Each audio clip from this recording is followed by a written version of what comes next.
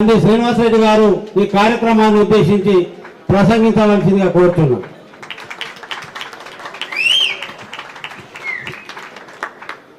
జై కాంగ్రెస్. రేవంత్ రెడ్డి గారు అమ్మ ఏం చెప్పింది మొన్న 100 మీటర్ల లోతుల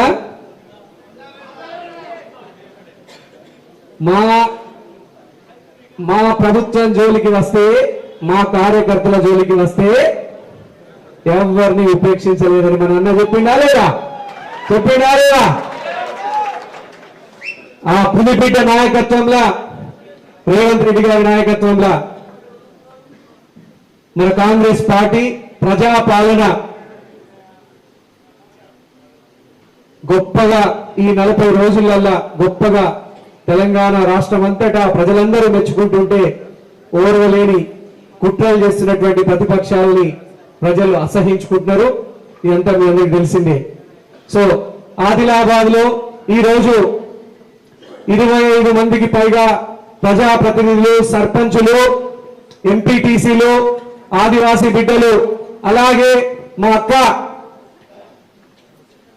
పద్మశాలి సంఘం జిల్లా అధ్యక్షురాలు పులిబిడ్డ మా అక్క మంచికట్ల ఆశమ్మ గారిని కూడా పార్టీలోకి జాయిన్ చేసుకోవడానికి ఈరోజు సీతక్క గారు ఆదిలాబాద్కి రావడం జరిగింది.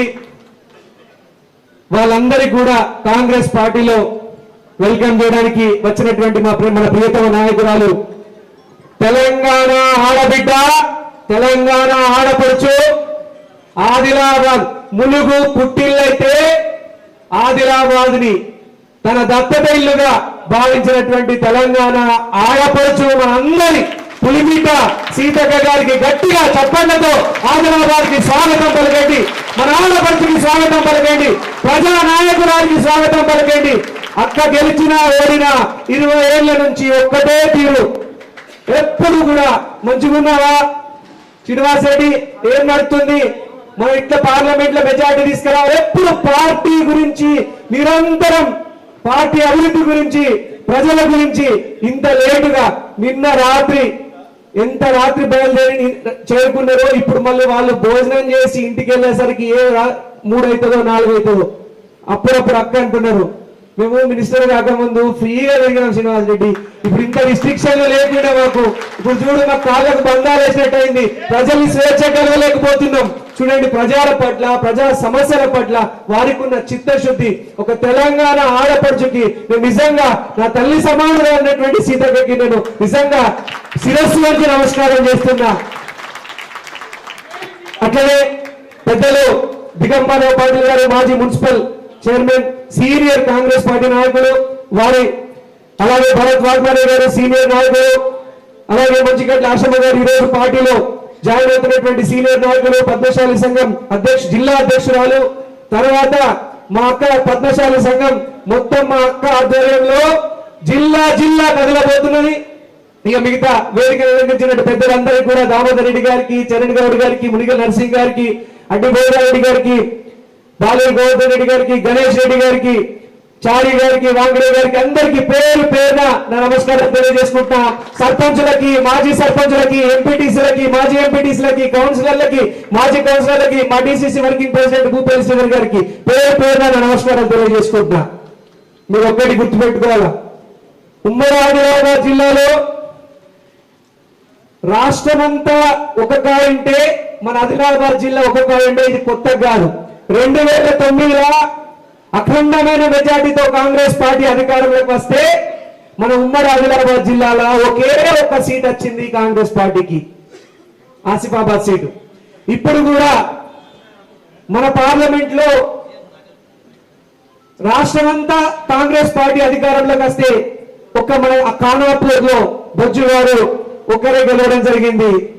బాగా మనం ప్రయత్నం చేసినాం. మీ అందరికీ తెలుసు, గత 25-30 సంవత్సరాల్లో గత 6 ఎలక్షన్లలో ఇప్పుడు మనం సాధించిన ఓట్లే కాంగ్రెస్ పార్టీకి అత్యధికమైనటువంటి ఓట్లు, 48,000 పైచిలకు ఓట్లు. గౌరవనీయులు పెద్దలు మాజీ మంత్రి, ఎన్నోసార్లు ఎమ్మెల్యే చేసి సమితి ప్రెసిడెంట్ చేసిన చిలుకూరి రామచంద్ర రెడ్డి గారికి కూడా ట్రయాంగిల్ ఫైట్ ఉండకపోతుండే, డైరెక్ట్ ఫైట్ ఉంటుండే. వారికి కూడా 2009లో కేవలం 32,000 ఓట్లే రావడం జరిగింది. తర్వాత వారి బై ఎలక్షన్ 2012లో 23,000 ఓట్లు రావడం జరిగింది. మళ్ళీ భార్గవ దేశపాండే గారు పోటీ చేసే వారికి 29,000 ఓట్లు రావడం జరిగింది. గంధర్ సుజాత గారికి 30,000 ఓట్లు రావడం జరిగింది. ఇప్పుడు మీరందరూ కూడా మనకొక్క కౌన్సిలర్ కూడా లేకుండా, ఒక్క ఎంపీటీసీ కూడా లేకుండా, మనకు ఆదిలాబాద్ నియోజకవర్గంలో ఒక్క సర్పంచ్ కూడా లేకుండా, అయినా డైరెక్ట్ ప్రజలతోనే అనుబంధం పెట్టుకొని 48,000 ఓట్లు సాధించినాం మనం.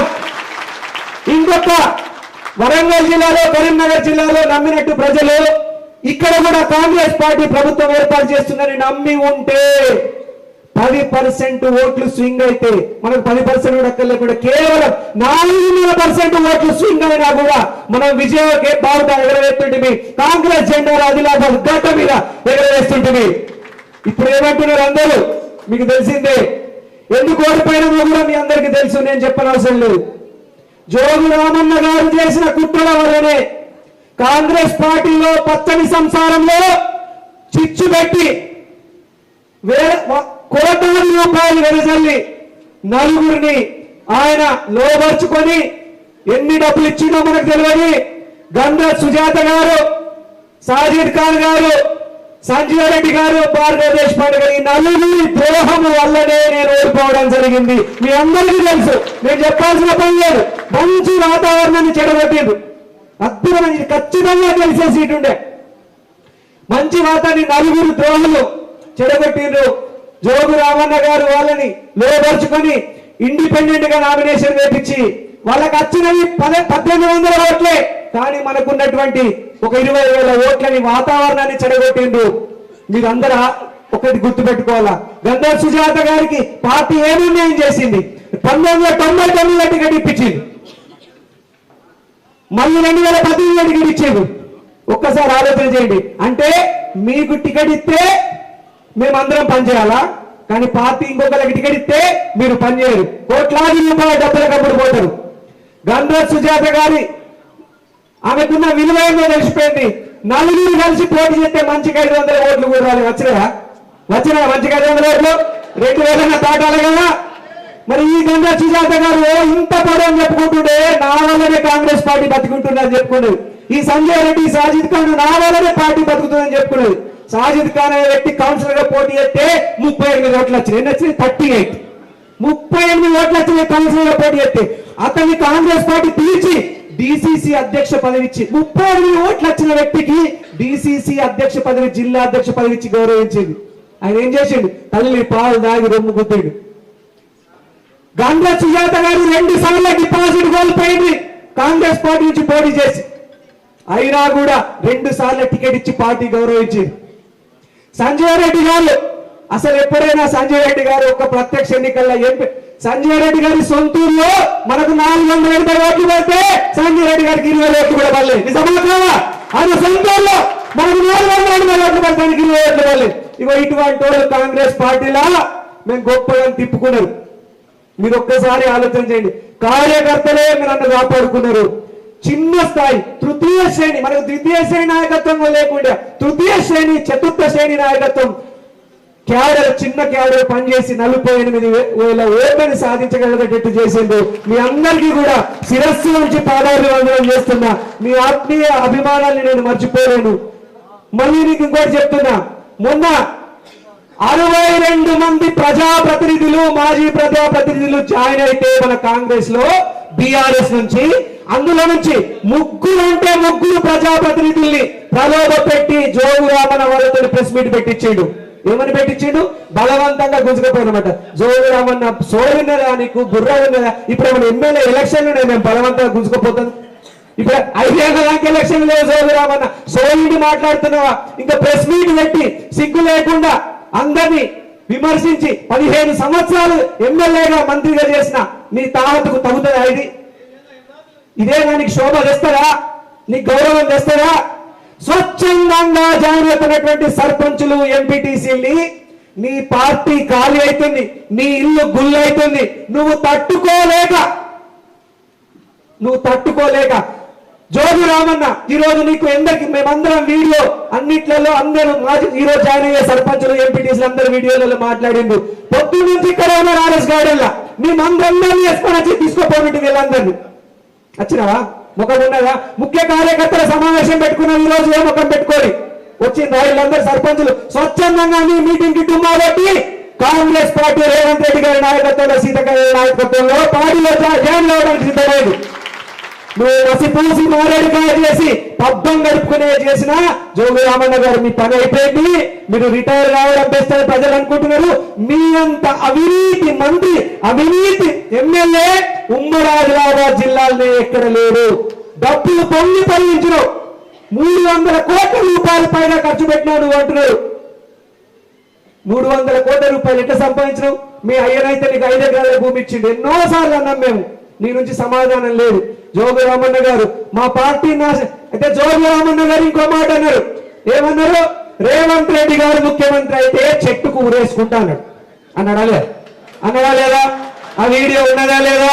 ఎంతమంది చూసిండ్రు ఆ వీడియో? అందరు చూసిండ్రా? మరి తాడు వేణిల్లా లేదా? తాడు అడి ఉన్నదా లేదా? ఓ జోగు రామన్న గారు ఎక్కడున్నారు? మీరు ఎప్పుడో చూరేసుకుంటారు. మీరు రేవంత్ రెడ్డి గారు ముఖ్యమంత్రి అయితే నేను చెట్టు కూరేసుకుంటాను. గట్టిగా వేణిల్లా లేదా? తాడు కింద పడతారా?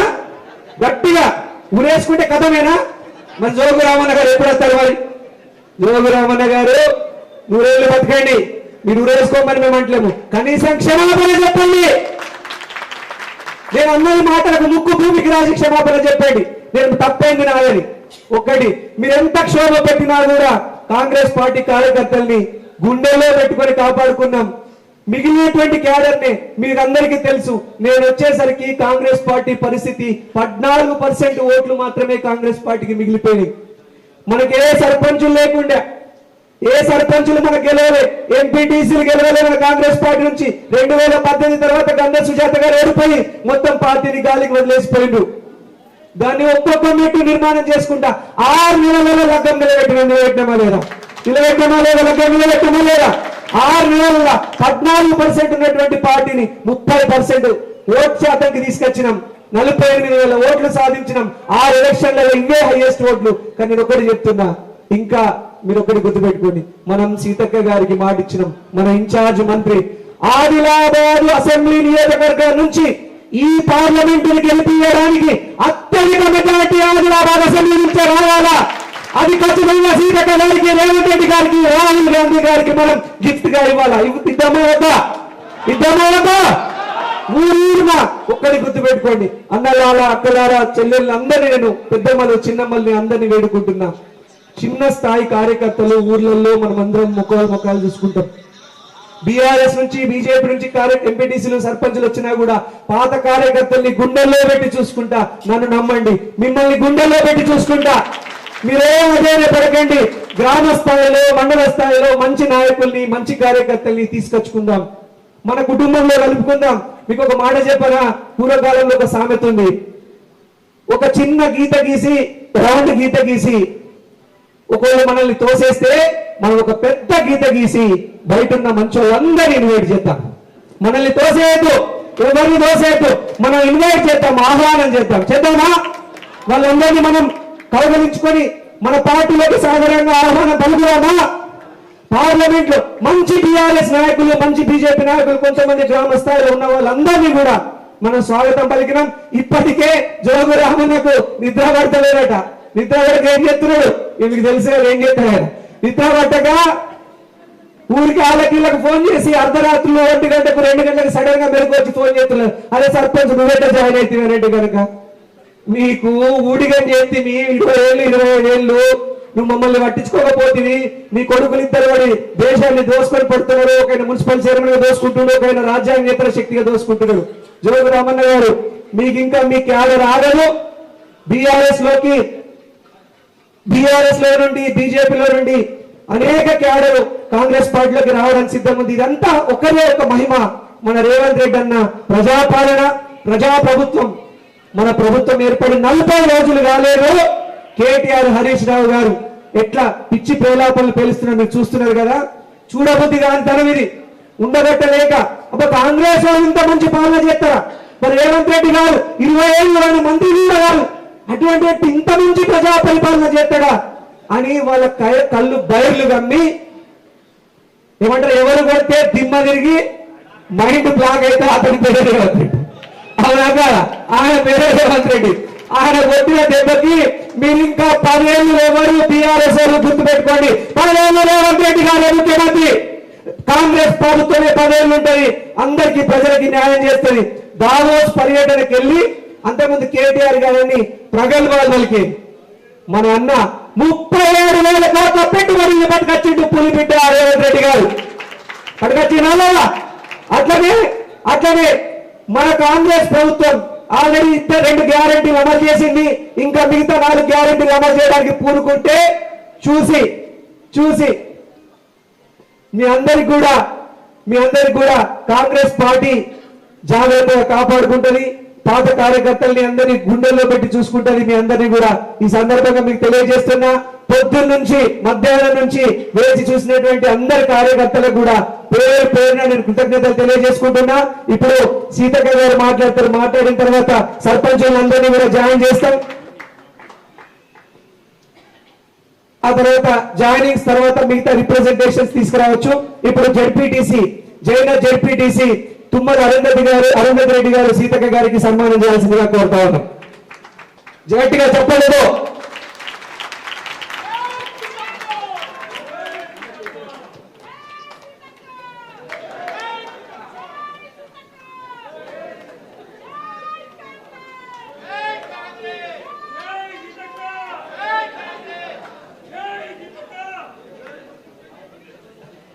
ఇప్పుడు మీరందరూ ఎదురు చూస్తున్నటువంటి క్షణం. మన ముఖ్య అతిథి మన ఆడపడుచు, తెలంగాణ ఆడపడుచు, ఆడబిడ్డ, మన ఆదిలాబాద్ వచ్చి దేవుడు పంపించినటువంటి ముద్దు బిడ్డ సీతక్క గారిని మాట్లాడాల్సిందిగా కోరుతాను. గట్టిగా చప్పట్లతో వాళ్ళకి స్వాగతం. ఈనాటి సమావేశంలో పాల్గొన్న